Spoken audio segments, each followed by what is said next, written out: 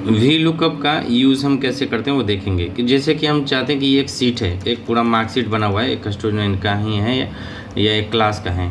तो हम चाहते हैं कि ये ना कि रोल नंबर यहाँ पे डालें और यहाँ पे सारी मार्क्स और नेम दोनों आ जाए। तो जैसे कि हम कंट्रोल दबा करके सी करते हैं तो कॉपी हो जाता है। पहले हम सेलेक्ट कर लेते हैं इसे, यहाँ तक हमने सेलेक्ट कर लिया, कंट्रोल सी प्रेस किया तो ये कॉपी हो गया हमारा। अब हमें ये पेस्ट हो जाएगा, तो कंट्रोल वी दबाएंगे तो पेस्ट हो गया हमारा ये। अब हम चाहते हैं कि यहाँ पे ना 1 दबाएं, 1 प्रेस करें, जैसे ही करें 1 डालें इस सेल में तो ये नाम और मार्क्स दोनों आ जाए, हमारा मार्क्स दोनों आ जाए। फिर यदि हम यहाँ पे नीचे 2 प्रेस करें तो यहाँ पे मार्क्स और नेम दोनों आ जाए। तो इसीलिए वी लुकअप का भी यूज़ होता है। तो हम देखते हैं अभी कि वी लुकअप कैसे अप्लाई करते हैं। तो हम इक्वल टू प्रेस करेंगे, इक्वल टू मतलब जो हमारे कीबोर्ड में दिया होता है इसे इक्वल टू हम जैसे ही प्रेस करेंगे, जैसे देखें हम जैसे इक्वल टू प्रेस किए, हमने वी एल जैसे ही लिखा तो ये वी लुकअप लिखा हुआ आ गया, वी लुकअप आ गया। तो हम ना टैब बटन, जो टैब बटन होता है, ये टैब बटन होता है, इससे हम दबाएंगे तो ये ऑटोमेटिक सेलेक्ट हो जाएगा। देख सकते हैं जैसे हम टैब दबाएंगे ये वी लुकअप सेलेक्ट हो गया, मतलब उसी को फार्मूला का यूज़ कर दिया। अब वी लुकअप आ गया ऑप्शन। पूछ रहा है फर्स्ट में क्या पूछ रहा है, लुकअप वैल्यू, मतलब किसे देखना चाहते हैं, कौन सा यूनिक नंबर है जिससे सब चीज़ को देखना चाह रहे हैं। तो यूनिक नंबर इसमें क्या है, यूनिक तो ये है कि रोल नंबर किसी का डिफरेंट, मतलब डिफरेंट ही होता है हर का। नेम सेम हो सकता है, कोई रमेश 2 लोग क्लास में हो सकते हैं, मार्क्स 2 लोगों का सेम हो सकता है। तो वी लुकअप उसी पे लगाया जाता है जो यूनिक हो, मतलब ये रोल नंबर यूनिक होगा, किसी को हर किसी का सेम नहीं होगा एक दूसरे स्टूडेंट से। तो हमने वी लुकअप लिख दिया। तो लुकअप वैल्यू पूछ रहा है, तो हम ये डाउन जो एरो बटन है ये और लेफ्ट बटन, हम इसे जैसे ही प्रेस करेंगे ना ये सेलेक्ट हो जाएगा।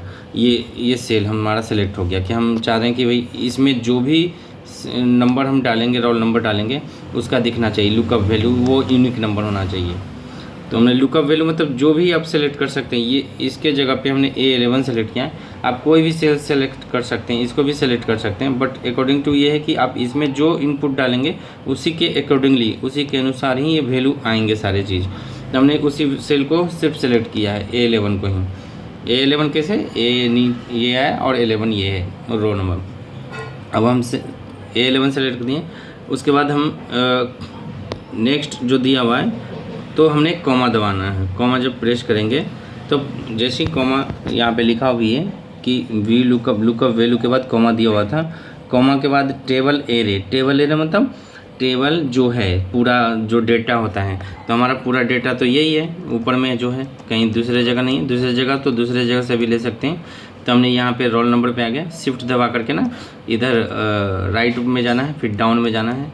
डाउन पे आके हमने पूरे टेबल को सिलेक्ट कर लिया है। चाहे तो कीबोर्ड से हम भी सेलेक्ट कर सकते हैं। हमने सेलेक्ट करके फिर कॉमा प्रेस करना है, क्योंकि अब हमने टेबल एरे सेलेक्ट कर चुके हैं। टेबल एरे जो लिखा हुआ था, टेबल एरे हमने सेलेक्ट कर चुका है। फिर अब थर्ड पॉइंट क्या पूछ रहा है, कॉलम इंडेक्स नंबर। जो कॉलम है, जो इंडेक्स, जो हमने टेबल लिया है उसका कौन सा कॉलम को हमको जानना है। तो हमने किस पे लगाया था, नेम पे।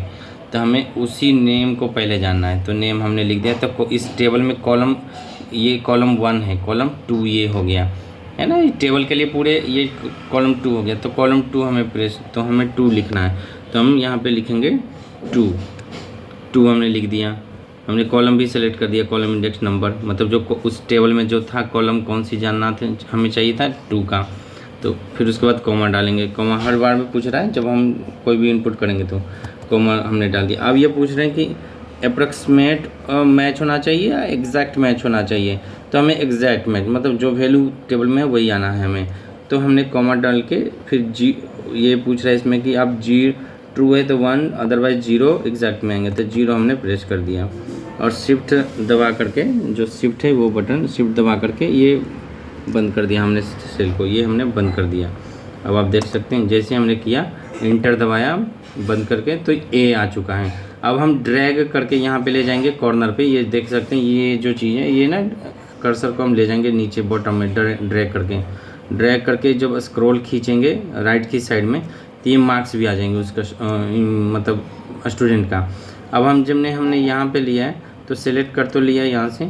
अब हम क्या कर सकते हैं, हमने सेलेक्ट कर लिया। अब इस पे भी आप ड्रैग कर सकते हैं, इसमें भी ड्रैग करके जब नीचे लाएंगे तो ये भी दिख जाएगा। अब देखें, अब हम चेंज कर देंगे तो जैसे जैसे चेंज करेंगे वैसे वैसे चेंज होता जाएगा। यदि हम यहाँ पे 3 करते हैं, जैसे ही 3 करेंगे तो सी का डिटेल आ जाएगा। देखें सी का डिटेल आ चुका है, इसमें सी का ही आएगा।